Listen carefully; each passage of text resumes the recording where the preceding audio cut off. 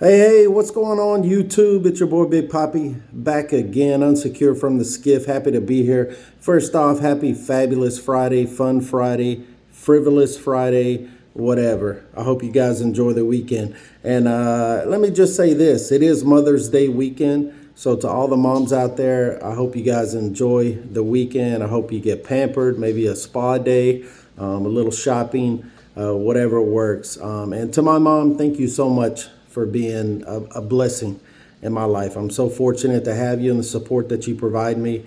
So I hope you enjoy Mother's Day weekend, and I love you. To my wife, a wonderful, wonderful mom who does incredible things, supports me in anything that I want to do, to include this channel. So to my wife, I love you, and thank you so much, and I hope you enjoy the weekend. A couple laundry items for a couple of friends of mine that are doing really well, and I'm so proud of them. Chappie Tactical out in Navarre. Don Chapman, I'm proud of what you're doing. Keep swinging.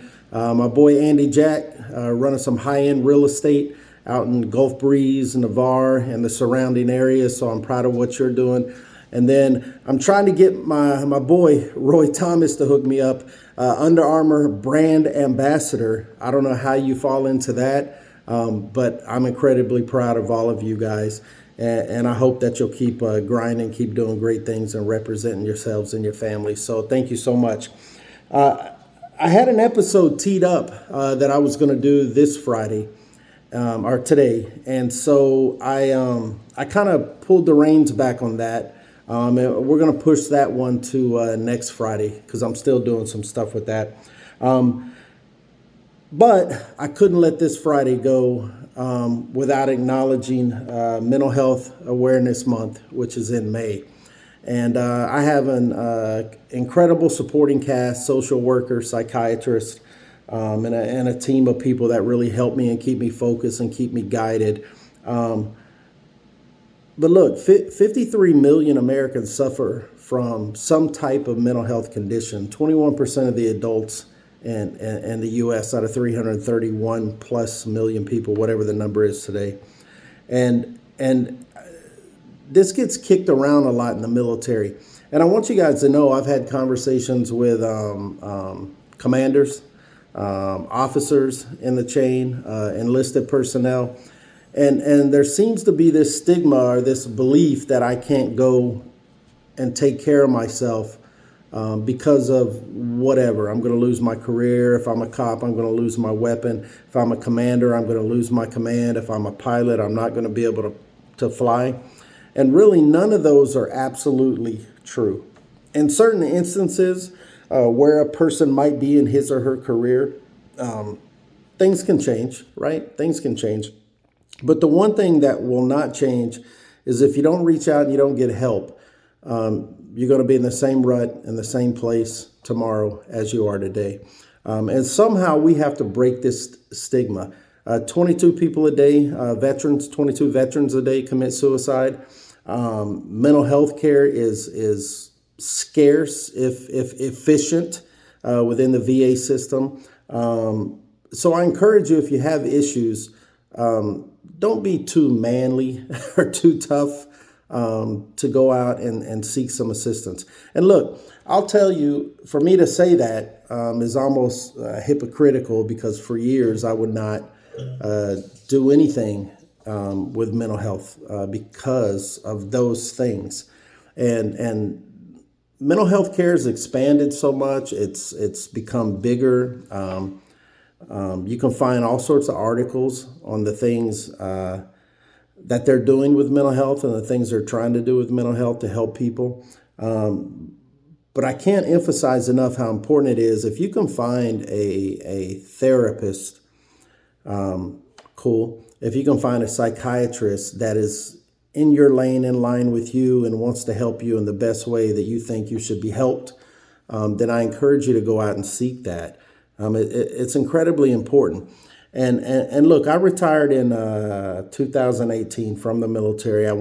Took a contract job out of the country. And if you talk to my wife and you talk to my daughter, what you'll find from them is I was soothing through alcohol, and I'd gotten to the point where I was literally drinking a bottle of Jameson a day. And that's no way to live. That's no way to live. Taking your life leaves so many people who love you behind.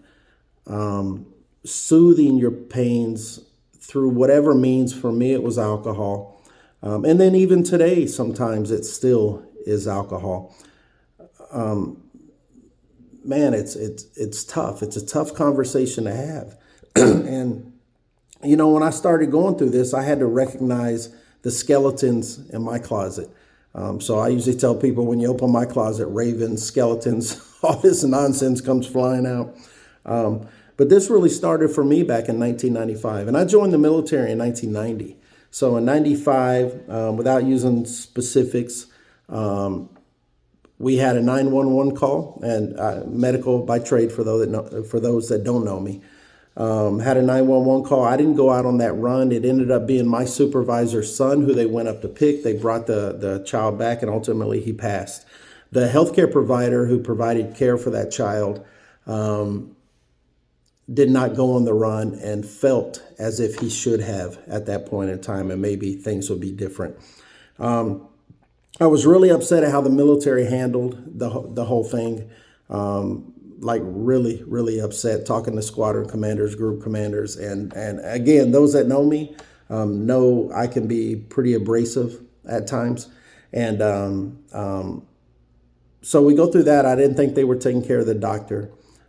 He became really aggressive in his care with other children, doing things that were well above and beyond what I would call normal westernized healthcare practices because of what happened. And we worked 12-hour shifts. I can tell you, on a Saturday evening, we worked from, I think it was 6 to 6, if I remember correctly, 6:30 to 6:30, something like that. Probably about 6:45, 6:50, the head doctor, the director of the emergency department, came and got me and just looked at me and he said, "Hey, go get him." And this dude was never late for work. He was an enthusiastic captain at one point in time. And so we went to, he lived in a dorm on base. We went to his room, knocked on the door, no answer, got security forces to come over. I said, "I'll go in." I went in, and lo and behold, this young captain with his whole life before him was hanging on the back of a bathroom door. And that's just one of many, many issues that I never took the time to deal with. And I remained angry for 28 years of my life. And then I retired. And, I guess because you're not working in the military, maybe you're more cognizant of things that happen in your life. And you start to deal with those in the wrong way. I have friends who still drink too much, secondary to mental health concerns. I know a lot of war fighters who've taken their lives, and it's truly not worth it for what you get out of it, which is nothing. So what I really want to emphasize is, as we do this month, I think May is Mental Health Month, the whole month of May. I'm hoping that each of you will take time to reflect on yourselves, because we can't have a better world if we don't have better people. And we need to care for each other. I am always here for people that want to chat, that want to talk, anytime, any hour of the day. You can find out how to get in touch with me, DM me, or whatever the case may be. And I would love to sit and have a conversation with you about life, because there's nothing more beautiful in life than you. And sometimes you just have to hear it to believe it. And I'm starting to believe it a little more. This is why I'm doing what I'm doing with these YouTube videos. This is why I've made myself fully accessible. This is why I'm working to get to a point where I'm fighting for veterans, fighting for rights, fighting for the things that are most important to this country, but doing it in a professional fashion, and being held accountable for what I say and what I do. So please, if you need somebody, call somebody. All right. There's 1-800 numbers. There's VA numbers that will refer you to another number if you're having issues. But if you need to talk to somebody, I encourage you to do so.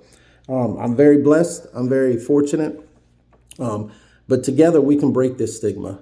and start to chop at the tree a little bit. So maybe 22 becomes 20, then 20 becomes 15. And then care is more accessible and people have access and people aren't living on the streets and people are loving each other and taking care of each other. That's what this nation needs, and that's what we need. And that's what I hope you'll join me in doing. So if you haven't done so, subscribe to the channel, follow me, DM me, call me, whatever you want to do, and we'll talk about those things.